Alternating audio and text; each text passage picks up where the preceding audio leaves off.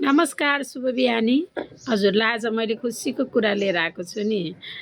जब हामी 40 वर्षदेखि 54 वर्षको उमेरका दिदीबहिनीहरूले चाहिँ बचत गर्न पर्दो रहेछ। जब हामी 65-70 वर्ष पुगिन्छ नि, त्यो उमेरलाई चाहिँ मैले अहिले देख्छु कि हाम्रो आमाहरूको र अङ्कल आन्टीहरूको देख्छु नि त, त्यो समस्या धेरैले आफ्नो छोराछोरीसँग बुढेसकालमा पैसा माग्न गाह्रो हुने, उनीहरूले चाहिँ पैसा बुझेर नदिने र बुवा आमालाई त जसले नि माया गर्नुहुन्छ नि त, दिन्छु भन्दा भन्दै त्यो अवस्था धेरै देखिएको छ कि देख्छु कि मैले यो समाजमा है।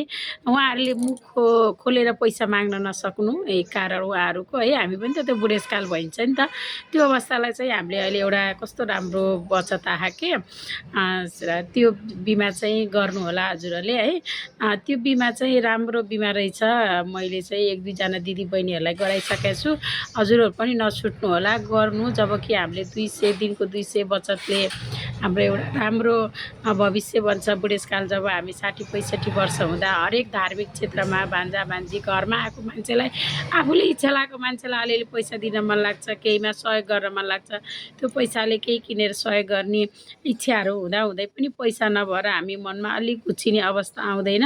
त्यस भएर हजुरहरूसँग जति सक्नुहुन्छ वर्षको 50,000 1 लाख त बचत गर्न सकिन्छ नि। वर्ष भनेको 13 महिनामा तिर्ने अवधि हुन्छ। यो 40 वर्षदेखि 54 वर्षसम्मको उमेरलाई 55सम्म गर्न सकिन्छ यो बिमा। यो बिमा गर्दा हजुरहरूले 5-6 वर्षमा तिरेर भ्याउनुहुन्छ, हो कि न। 5-6 वर्षमा तिरेर भ्याइन्छ। 5-6 वर्षपछि हजुरहरूलाई तिर्ने टन्टो हुन्न। जब हजुर 60-65 वर्षको उमेरमा हरेक काममा काम लाग्ने एउटा पेन्सन हो है। पेन्सन नहुनु भएको दिदीबहिनीहरूलाई चाहिँ यो अफर छ। हजुरहरू चाहिँ नछुट्नु होला है, मलाई सम्पर्क गर्नु। 3-4 जना दिदीबहिनीहरूले गरिसक्नु भएको छ। आज मलाई बिहानै पनि एउटा ले व्हाट्सएपमा फोन गरेर के गर्ने होला बिन्दु म्याम भन्नुभयो। त्यसपछि उहाँले चाहिँ अब गर्दै हुनुहुन्छ। हजुरहरू पनि नछुट्नु होला। हस् त, नमस्कार।